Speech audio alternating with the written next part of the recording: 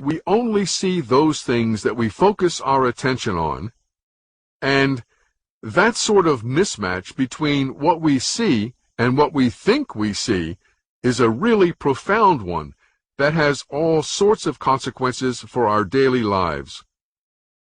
But this doesn't apply only to gorillas, obviously.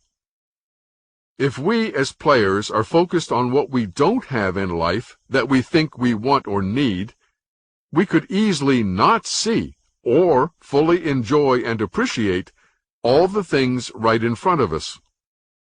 If we focus on the fear of losing our wallet from our pocket as the roller coaster goes upside down, we could miss out on all the fun and excitement of the ride.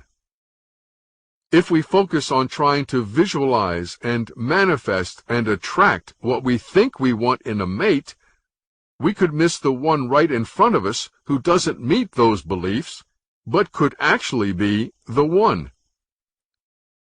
If we focus on trying to avoid the dangers of taking risks, we could miss the most exciting opportunities of our lives. If we focus on our fear of dying, we could miss living. You get the point.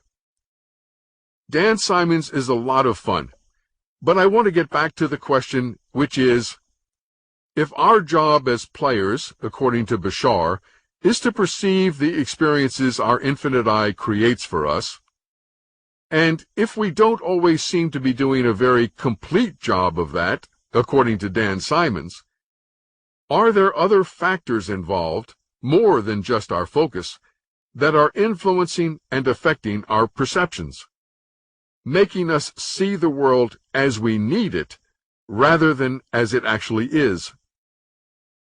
It's time to introduce you to Dr. Bruce Lipton.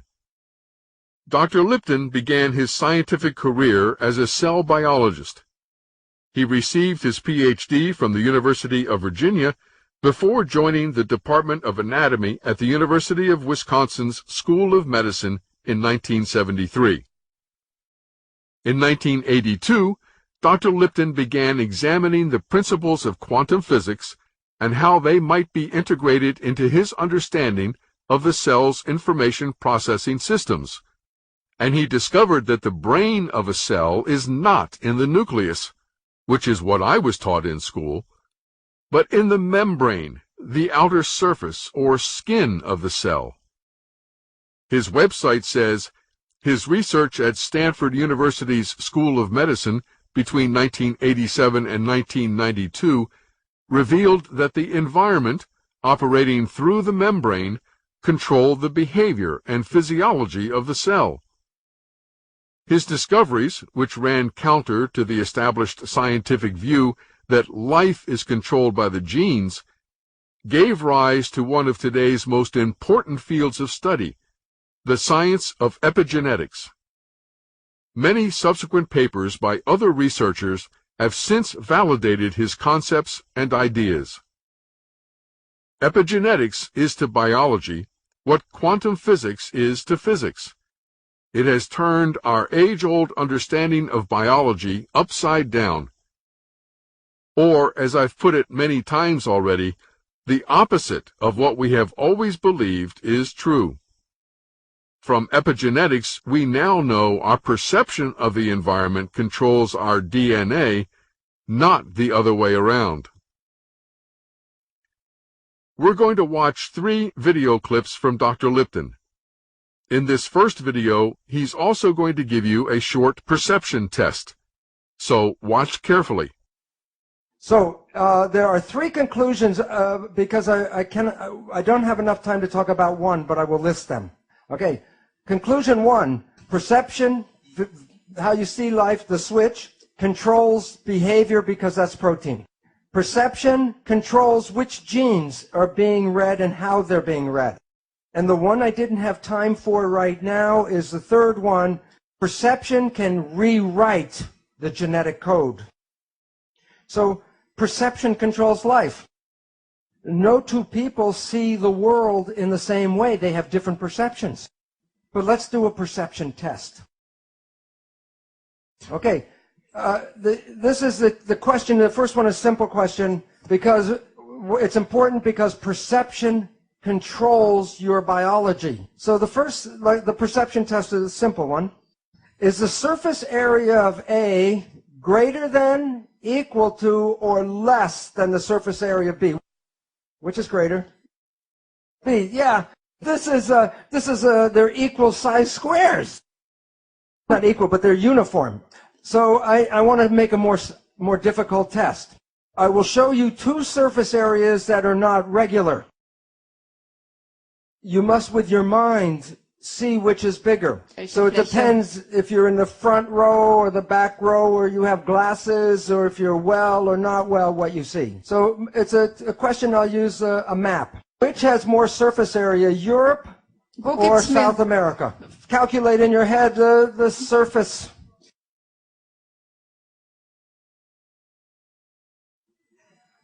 The answer is South America. South America is 2 times larger than Europe. Twice as large. You could see that, right? The map is wrong. This is the Mercator map. It was made by Germans. Where did they put Germany?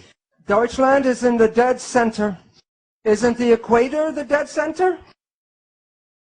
This map is wrong. You want to see the correct map? It's called the Peters projection map. Which is larger, South America or Europe? The point is that you learn perceptions. And sometimes your perceptions can be right, and sometimes your perceptions can be wrong. Since perception controls biology, and since they can be right or wrong, then it's more accurate to say that belief controls biology. What you believe creates your life, on the inside and on the outside. If there was one thought I would pick out of that video to remember, it's this. Perception controls life. Sometimes your perceptions can be right, and sometimes your perceptions can be wrong. And since perceptions can be wrong, it is more accurate to say that beliefs control biology. What you believe creates your life, on the inside and on the outside. Dr. Lipton is going to use an example called the placebo effect. Placebo is normally used as a medical term, meaning a patient is given something neutral, like a sugar pill, and yet it makes them feel better. There is no chemical reason in the placebo for it to have any effect at all on the body, but it does somehow. That somehow is because the patient believes it will, and nothing else.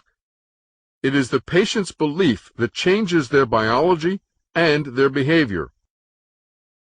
But this placebo effect does not have to be limited to medicine or pills. In fact, it is in operation a lot of the time as we, the players, believe something, anything, is good for us that is actually neutral, and yet it makes us feel good or better. This, of course, is true for all homeopathic remedies as well. Homeopathy is still based on a belief that taking something from out there, natural though it might be, will have an effect in here. The other side of the coin, and not nearly as well known, is the nocebo effect. This is when a patient, or a player, believes something, anything, that is actually neutral is harmful to them, and it makes them feel bad or worse, when in fact there's nothing in the nocebo that can hurt them at all. Take a look. Now, we have heard of something called the placebo effect, right? The placebo effect is when you have a very positive thought that something can heal you, even if you don't know it, but it's a sugar pill, but you believe it's the real medicine, then you can heal yourself with that. So the pill didn't heal you, it was the thought that healed you. Statistics reveal that 1/3 of all medical healings, including surgery, are the result of the placebo effect. Now, the issue is that the placebo effect is when you have positive thinking. There was a question this morning, what about negative thinking? And this is what medicine does not tell you, is that there is negative thinking, and it's called the nocebo effect. And in the same power that positive thinking can heal you, negative thinking can kill you. They're both the same effect. One is more positive, one is more negative, but the effects are exactly the same on your health. One will heal you, and the other can make you sick. If a doctor tells you you have a disease, or the doctor tells you you're going to die, and you believe the doctor because he's the professional, the belief will give you a disease and can cause you to die. So belief becomes an important part of medicine. Now, many of you have heard about the drug Prozac. Every year, billions of dollars are spent on buying Prozac. And here's a surprise, that the Prozac is no better than a sugar pill, so that it is a placebo drug. And yet the people who take it believe in the drug so much, it makes them better. So if you believe that something is good for you, it will be good. And if you believe that it's harmful for you, it will be bad. In the United States, in the South, there's a religious group called the Baptist Fundamentalists. And this one group works themselves up into a state of ecstasy, religious ecstasy. And they believe God protects them. And so they will work with snakes, poisonous snakes like rattlesnakes, and they will even get bitten by the snake, and nothing happens to them. Now look at this, though. Some of them will drink strychnine in toxic doses, and when they're in that state of belief, it does not affect them. So if you can drink toxic poison, then why do we worry so much about the toxins or the food and the air and all that? Because we have a belief that the toxins can kill us. And even on the cigarettes, on the package, it tells you this will kill you. But even though I know this, I will not drink strychnine. And why? Because my belief is not as strong as their belief. Belief is important about everything, including our health and our aging and the world that we live in. This is a picture of some beautiful women that dance in what is called the Palm Springs Follies. And I ask, what do you think is unusual about these women? They have arms, but they're in red gloves against the red, so it's hard to see. What is unusual? Their ages. To 75 years old. Aging is not in their belief because they have a passion to dance.